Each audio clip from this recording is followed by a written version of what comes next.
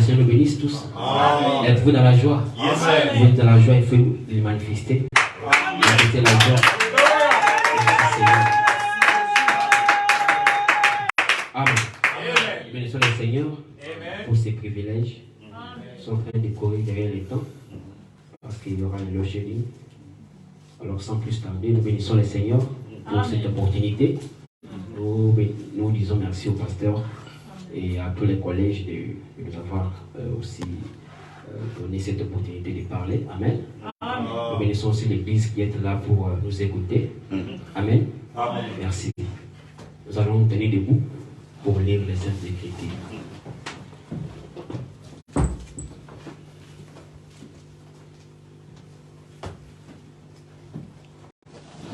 Si Papa Moïse peut nous aider avec Genèse 1, verset 3. Là que je cherche Esaïe.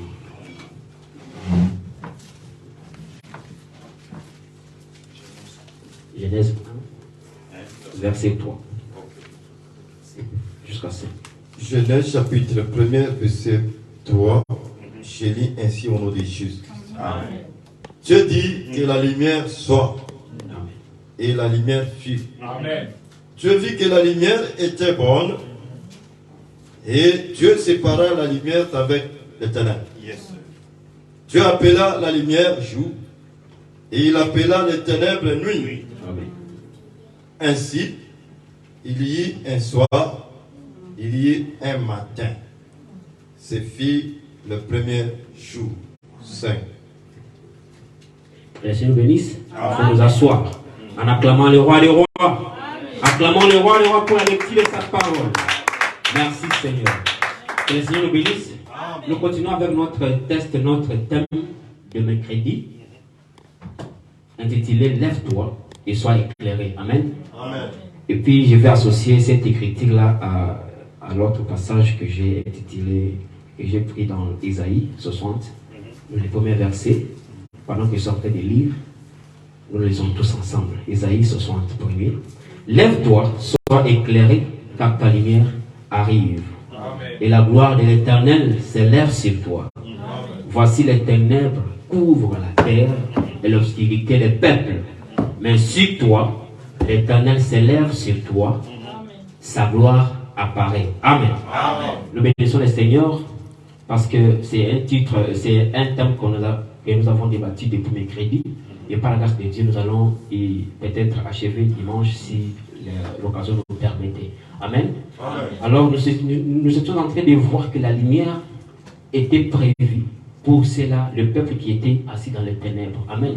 Parce que quand la lumière a été envoyée, ça veut dire que quelque part, il y avait les ténèbres.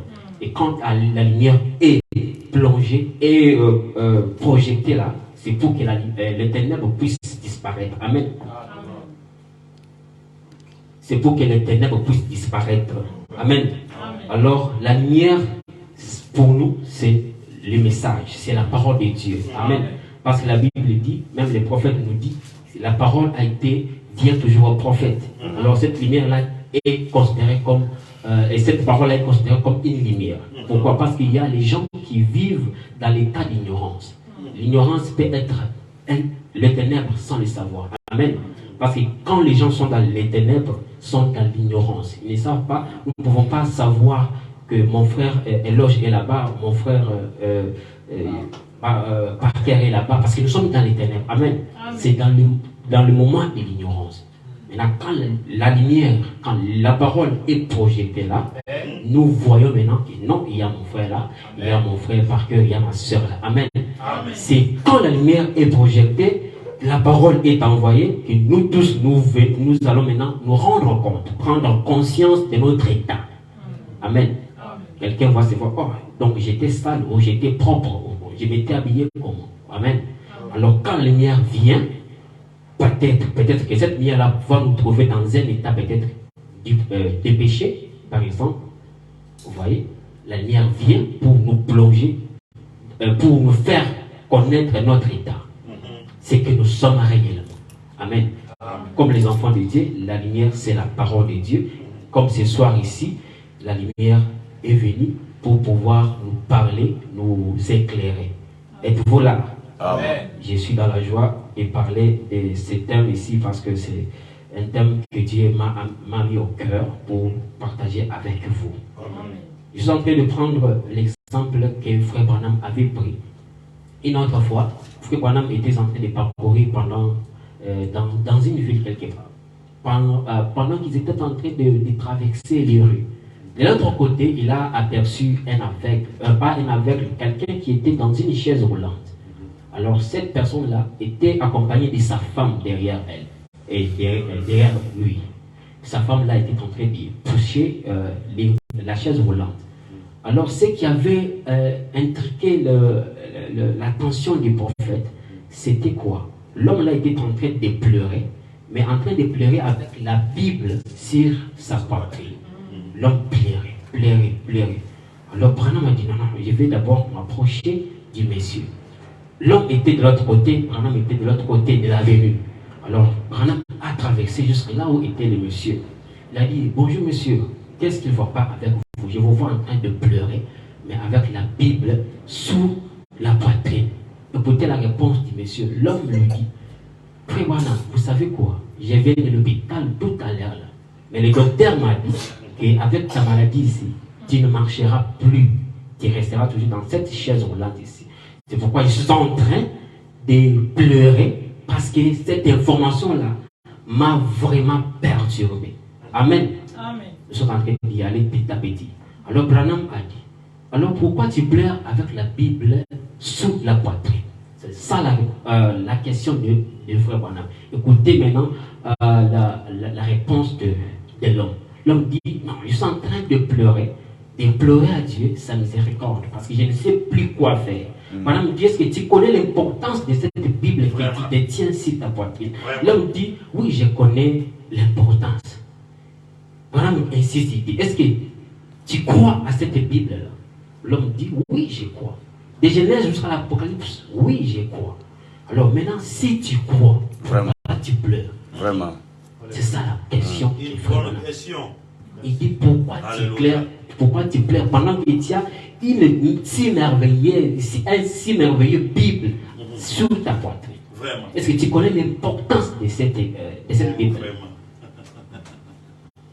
Amen. Amen. C'est la même façon avec nous aujourd'hui, ce soir ici.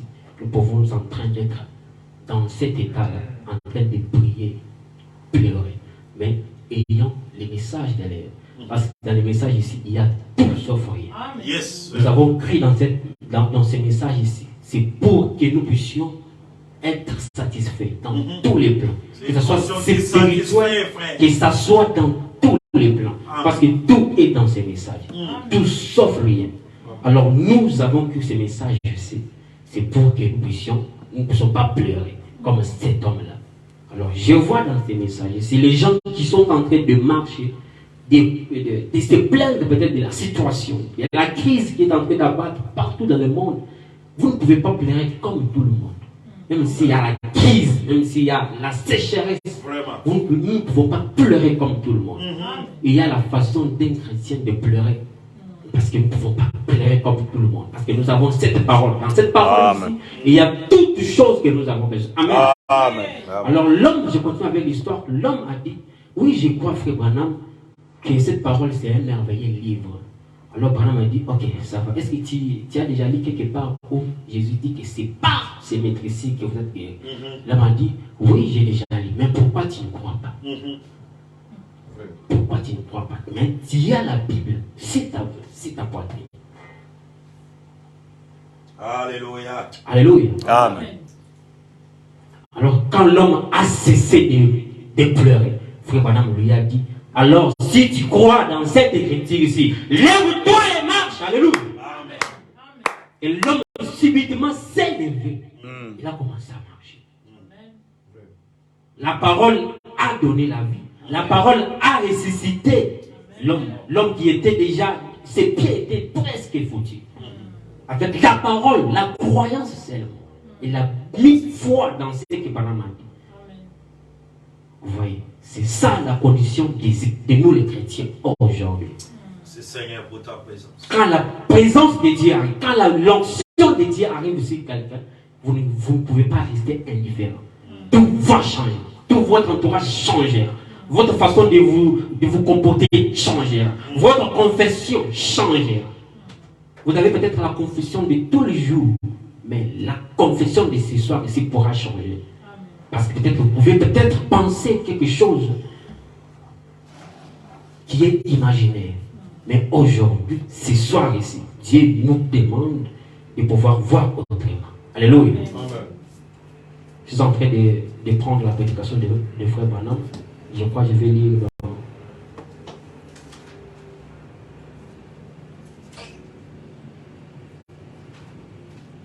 Je vais lire dans l'esprit de vérité, paragraphe 20. Esprit de vérité, j'ai lu, paragraphe 20, c'est prêché le 10 janvier 1963.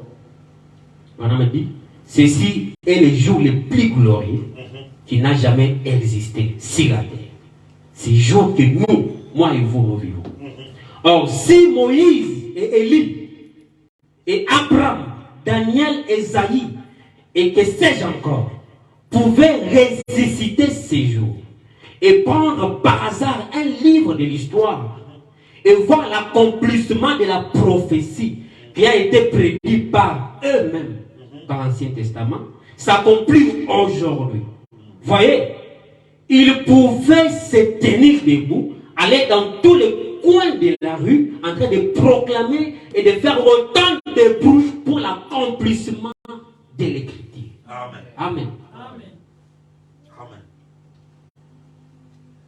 La Bible Amen. dit que ces gens-là qui ont vécu avant, s'ils se réveillaient aujourd'hui, s'ils ressuscitaient aujourd'hui, avec leur foi qu'ils avaient auparavant, s'ils ressuscitaient aujourd'hui, ils devraient peut-être faire de grandes choses par rapport à nous. Parce que eux croient, ils ont cru, ils ont appliqué la foi, et cela peut s'accomplir. Alléluia. Amen.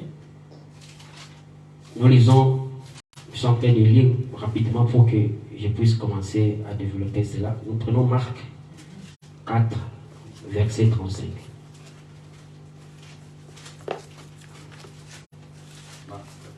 Marc 4, 35.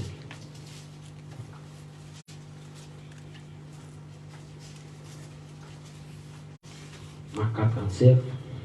La Bible dit 35. Ce même jour, sur le soir, Jésus leur dit, passons à l'autre bord. Après avoir envoyé la foule, ils les amenèrent dans la barque où ils se trouvaient. Il y avait aussi d'autres barques avec lui. Il s'éleva un grand tourbillon et le flot s'est jeté dans la barque au point qu'elle se remplissait déjà. Et lui, il dormait. Je suis en train de sauter, je prends 40. Puis il leur dit, non, je prends 38. Et lui, il dormait à la poupe sur les coussins. Ils les réveillèrent et lui dirent, Maître, ne t'inquiètes-tu pas de ceux qui nous périssent? S'étant réveillé, il menaça les vents et dit à la mer, silence, tais-toi, et va. Et le vent cessa, et il y eut un grand calme. Puis il leur dit, pourquoi avez-vous ainsi peur? Comment n'avez-vous point de la foi? C'est ce qui nous intéresse ce soir. Ils firent saisir d'une grande frayeur et se dirent l'un et l'autre, quel est donc celui-ci à qui obéissent même le vent? Amen. Vous voyez la foi que Dieu nous demande ce soir. Nous sommes en train de pleurnicher. La Bible dit, pourquoi vous pleurez? Pourquoi vous mourrez comme des chiens? Cependant, vous êtes des dieux. Amen. Alléluia. Amen. La Bible dit pourquoi nous mourons comme des chiens. Cependant, nous sommes des dieux. Pourquoi nous nous lamentons?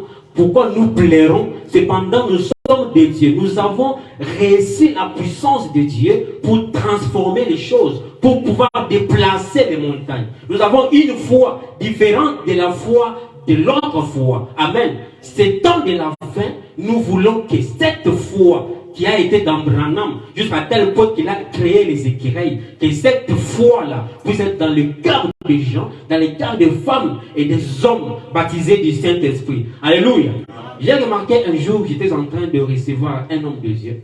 Il m'a dit, frère dit, vous savez, moi je lui ai posé la question parce qu'il était venu me voir pour régler quelque chose. Il m'a dit, frère Eddy, je suis en train de voir les gens en train de me quitter. Alors je lui ai posé la question, est-ce que vous vous êtes d'abord mis un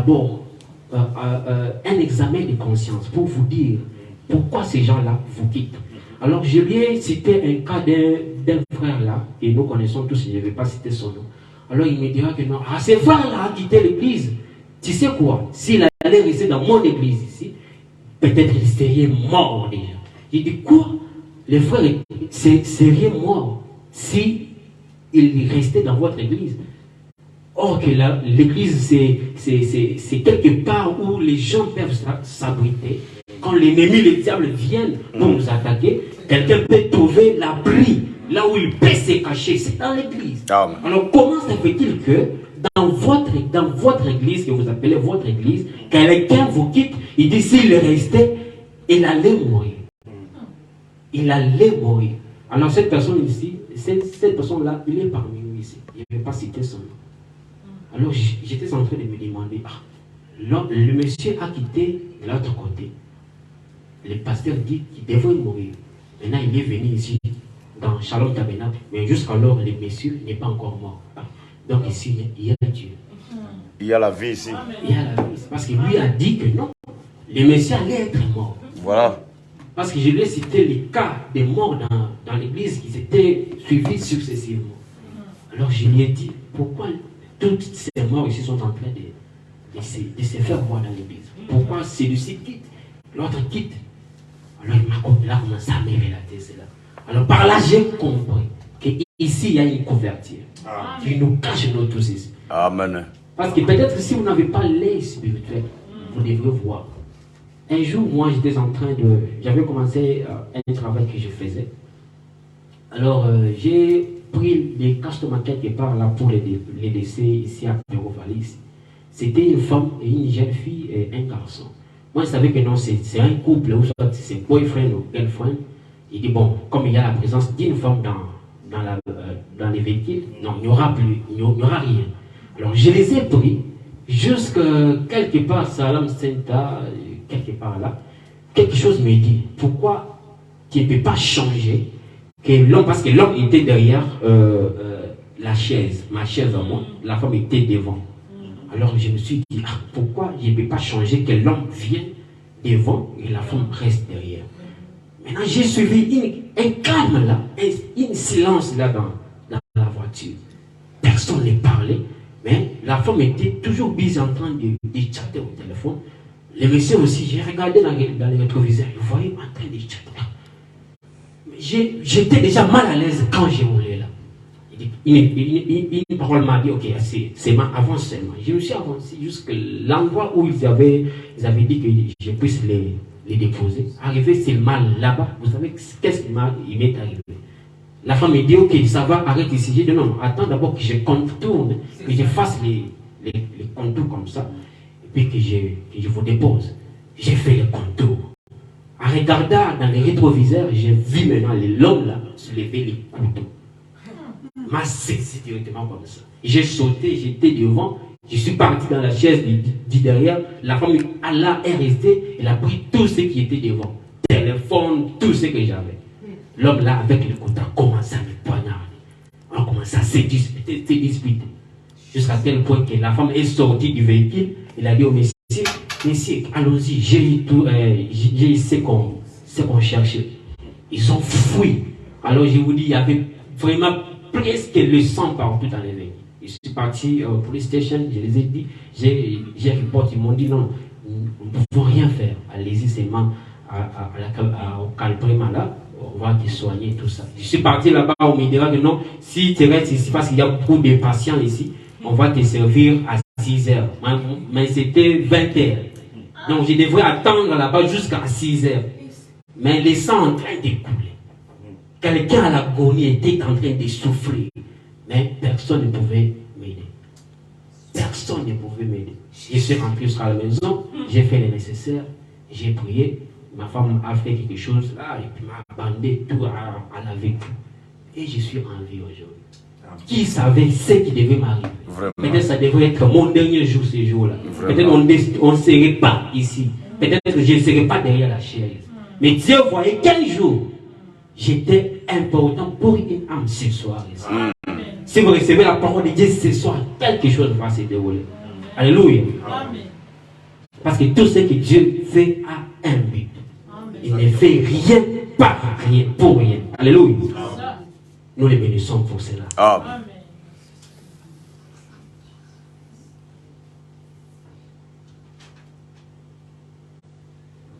Je continue. Il me reste quelques 15 minutes.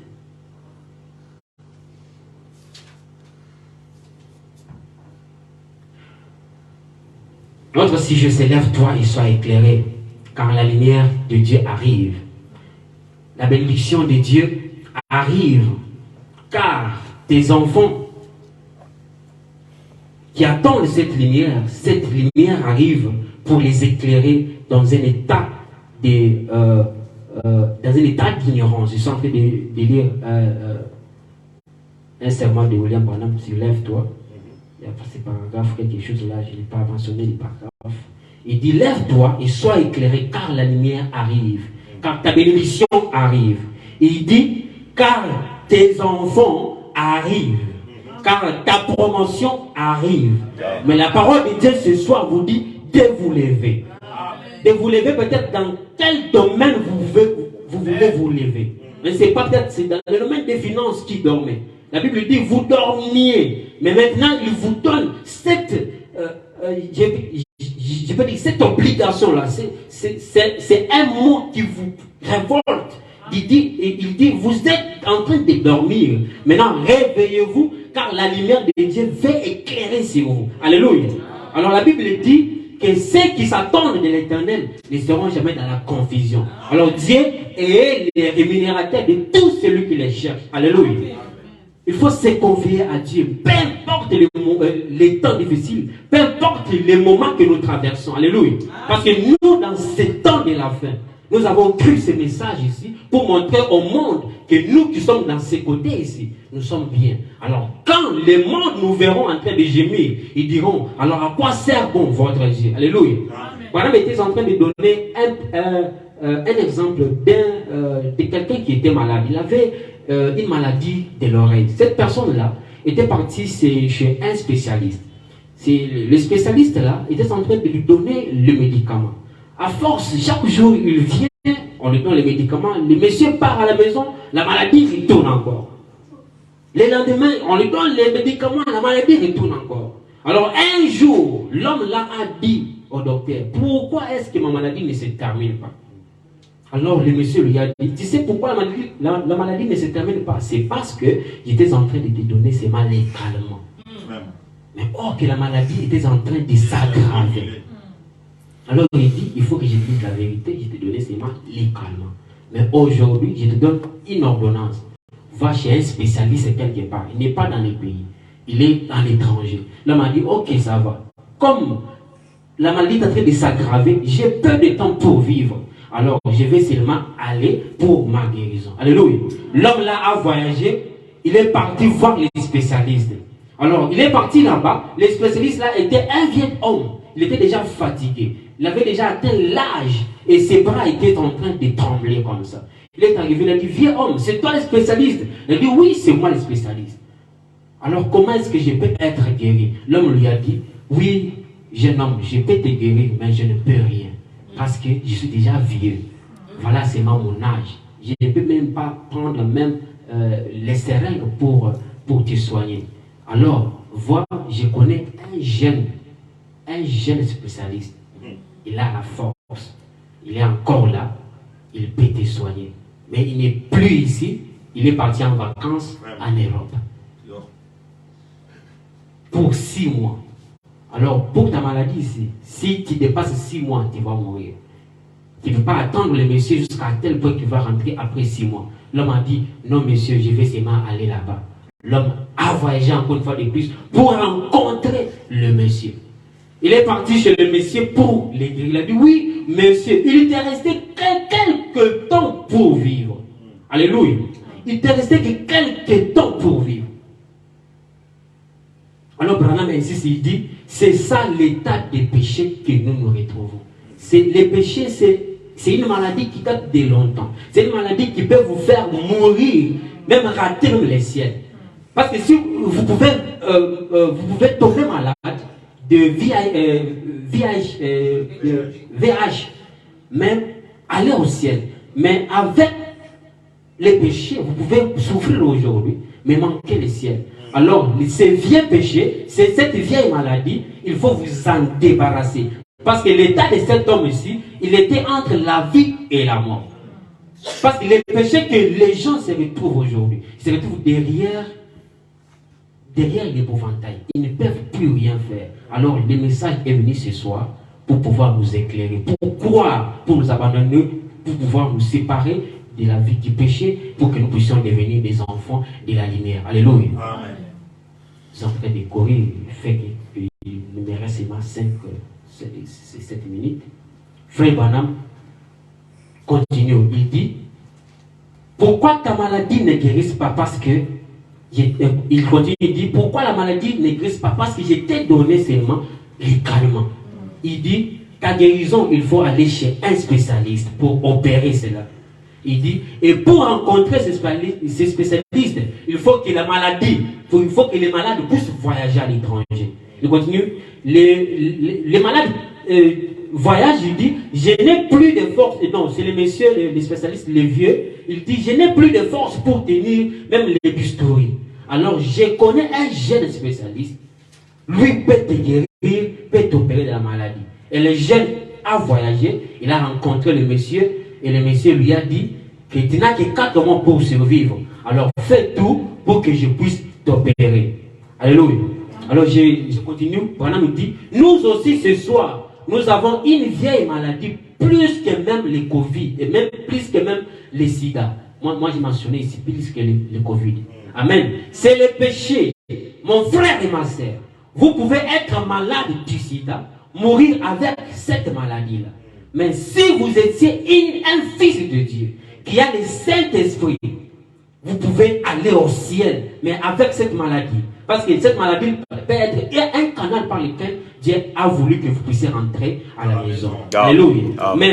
Mais il y a une vieille maladie qui tue le corps, qui nous empêche d'hériter le royaume des cieux, c'est le péché. Alléluia. Ce soir, la parole de Dieu vous dit d'aller consulter les spécialistes. Et les spécialistes ce soir, c'est William Branham. Parce que la parole vient toujours au prophète. Alléluia. Dieu nous a éclairé ces temps de la fin pour que nous puissions être éclairés, pour que nous ne puissions pas vivre dans les ténèbres, pour que tous ceux qui ne marchaient pas dans notre vie puissent marcher. Alléluia. Parce que Branham pour nous est la bouche autorité. Et pour autoriser plutôt. Alléluia. Ça fait de conclure avec un verset. Nous allons prendre, nous prenons 1 Pierre 2 et 4.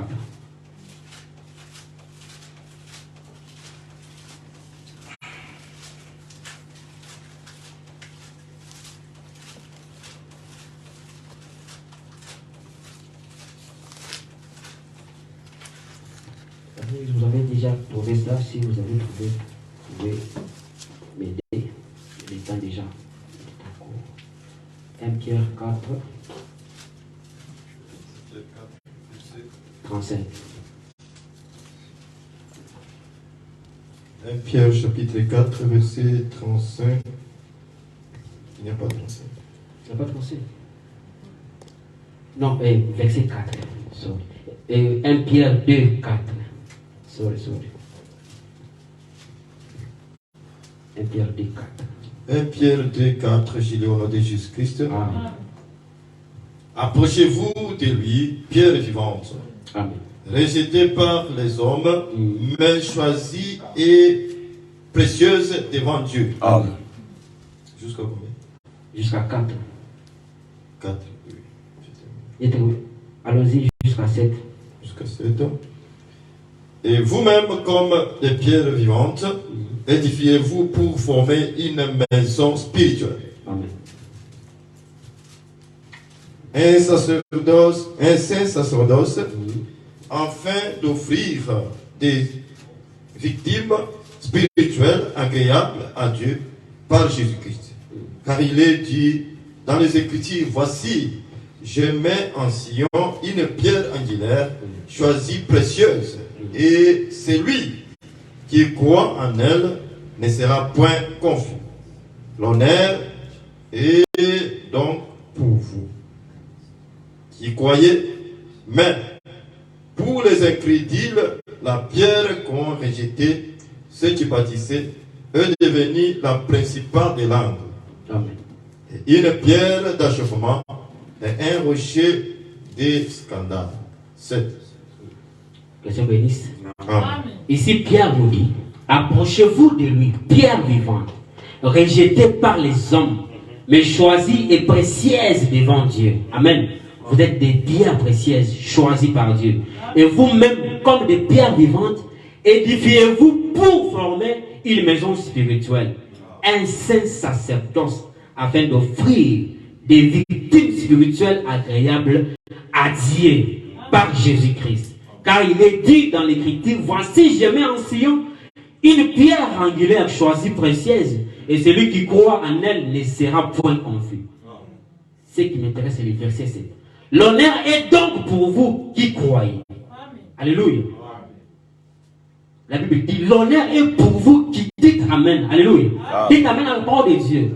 Mais pour les incrédules, je ne crois pas qu'ici il y a des incrédules. La pierre qu'on a rejetée, celle qui bâtissait, est devenue la principale des langues. Et une pierre d'achoppement est un rocher de scandale.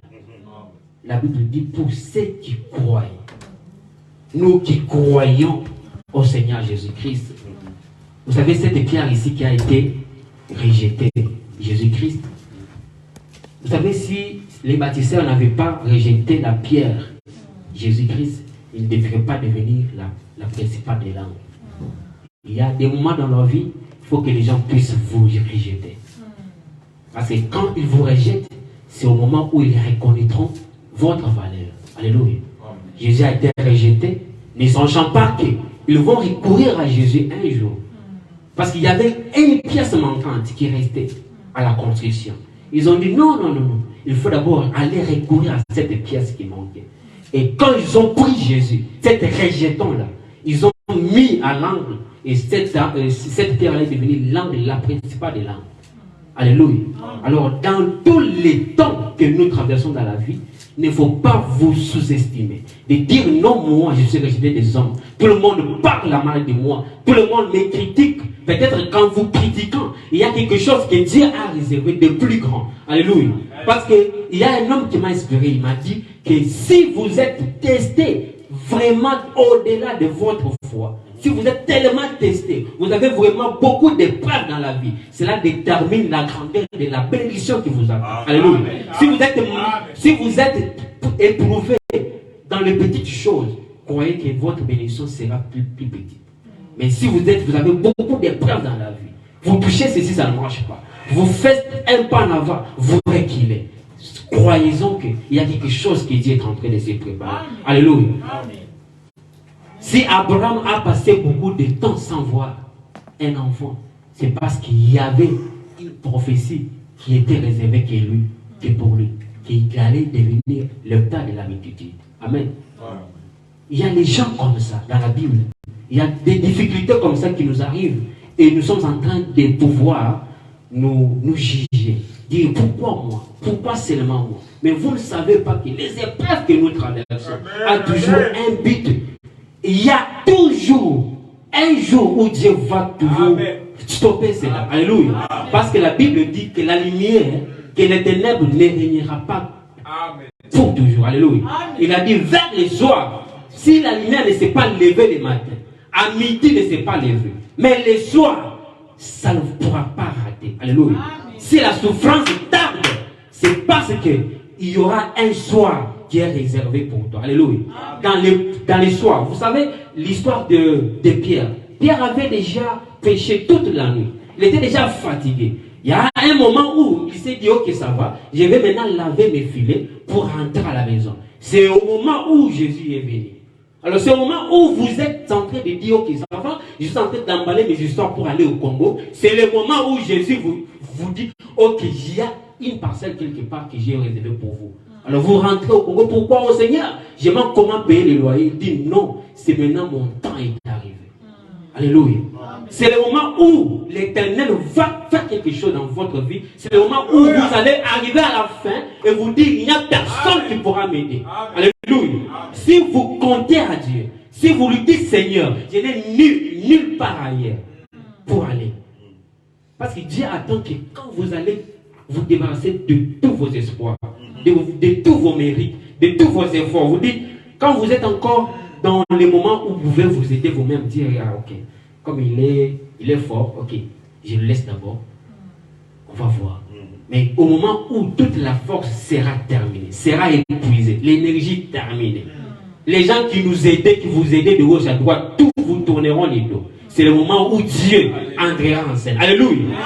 Nous sommes de ceux-là qui croient comme ça. Alléluia. Cette parole est réservée pour quelqu'un ce soir. Et je sais que vous ne rentrerez pas là de la même façon que vous êtes venus à l'église. Alléluia. Dieu pourra faire quelque chose. Et les dimanches, je crois, quelqu'un pourra témoigner la gloire de Dieu. Alléluia. Parce que Dieu ne fait rien par hasard. Il a toujours un but pour lequel il poursuit dans tout ce que nous faisons ici. Alors ne négligeons pas même des petites secondes de la vie. Parce que tout ce que nous voyons, Dieu s'est fait voir dans toutes les petites choses qui nous entourent. La grandeur de Dieu s'est fait voir. Peut-être vous vous attendez que Dieu pourra venir peut-être dans un avion pour pouvoir vous bénir. Ou être bien habillé. Dieu a toujours, s'est toujours révélé dans la simplicité. Il vient toujours à ses enfants pour les révéler la parole dans la simplicité. Si vous êtes prêts pour recevoir cela, vous allez les recevoir. Alléluia. Le problème, c'est être prêt. Le problème, ce n'est pas de Dieu. C'est votre problème en vous. Disposez-vous, être prêt à recevoir cette parole et tout va régler les problèmes. Alléluia. Je vais laisser le pasteur pour pouvoir conclure parce qu'il y a le temps est presque achevé. Que le Seigneur bénisse. Amen.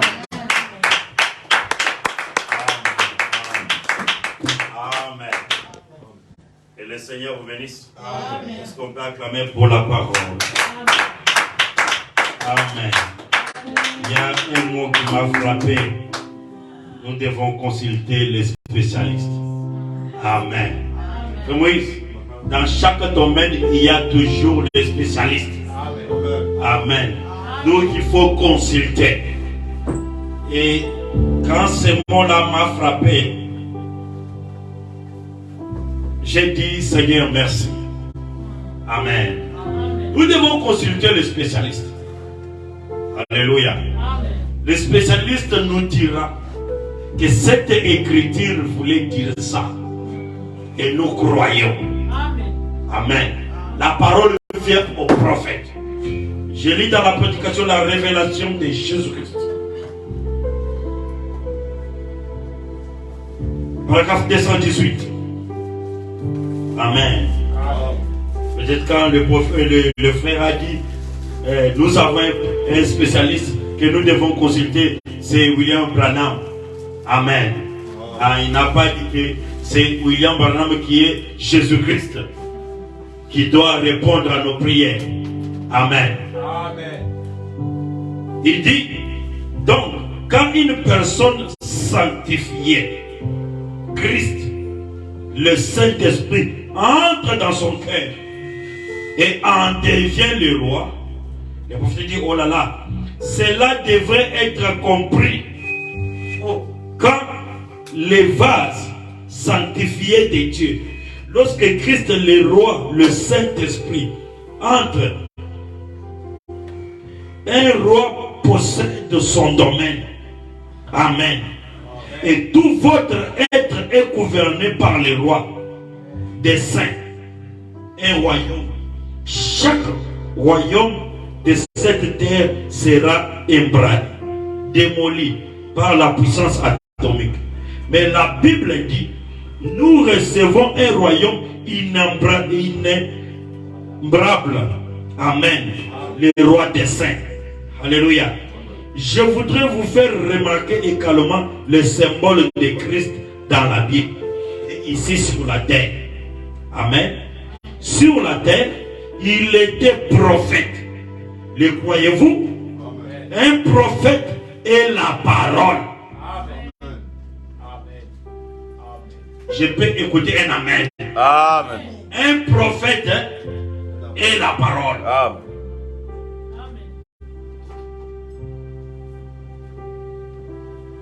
Nous le savons.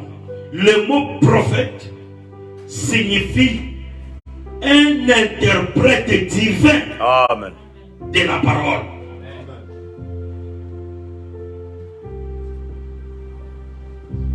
La parole divine écrite. Et le prophète a en lui le divin esprit de Dieu. Et vous savez, dans l'Ancien Testament, le prophète était appelé Dieu, petit Dieu en miniature. Alléluia. Combien savez-vous cela? La parole vient au prophète. Alléluia. C'est pourquoi les gens sont en train d'être ballottés de gauche à droite. Parce qu'ils n'ont pas un interprète divin des Écritures. Amen. Amen. Lève-toi, sois éclairé.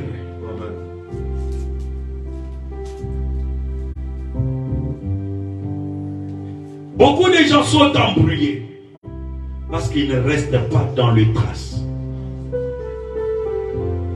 de la parole révélée de ces temps.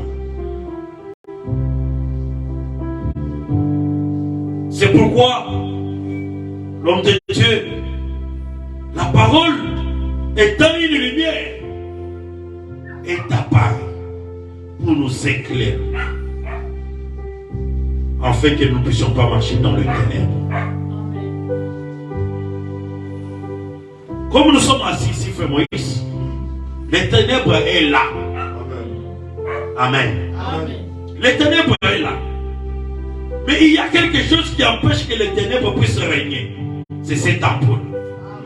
Si je demande seulement aux frères d'éteindre cet interrupteur, vous verrez que là où nous étions assis, c'était une salle remplie de ténèbres.